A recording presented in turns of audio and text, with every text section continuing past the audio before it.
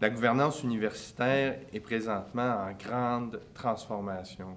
Pas seulement sur le plan de la représentativité des différents groupes qui siègent au sein des organisations, mais sur le plan aussi du pilotage et des orientations de développement.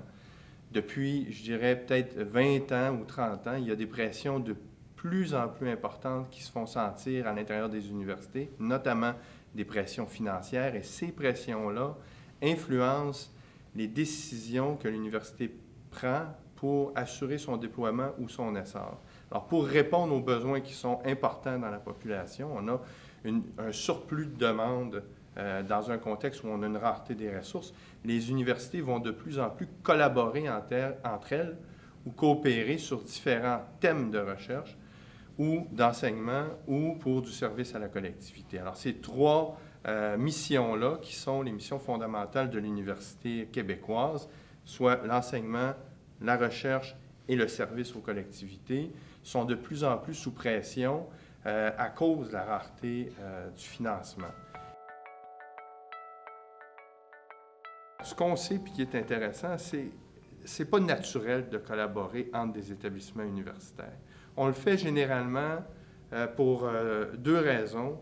Soit parce que ça nous permet de faire quelque chose qu'on ne serait pas capable de faire sans l'apport de l'autre établissement, ou parce qu'on n'a pas les moyens financiers de le faire.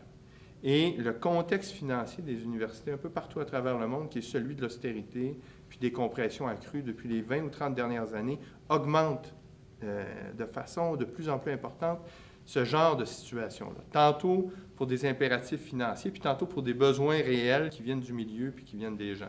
Alors, moi, ce qui m'intéresse présentement, c'est voir comment se structure ou s'aménagent différents types de coopération et je dirais le programme que je suis en train de dessiner présentement, c'est comment se développent les coopérations sur le plan de la formation, donc les baccalauréats, les certificats,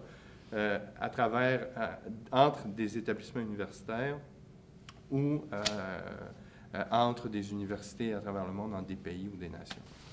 Je vous dirais que le premier objectif qu'on a à l'intérieur de ce colloque, c'est d'avoir du plaisir à penser l'université, puis du plaisir aussi à échanger tant sur la vision qu'on a de l'université idéale que de la façon dont on pourrait y arriver tout le monde ensemble. Je nous invite tous à venir participer à ce colloque-ci qui aborde la gouvernance des universités parce que c'est ce qui va conditionner le développement de notre activité scientifique dans les années à venir.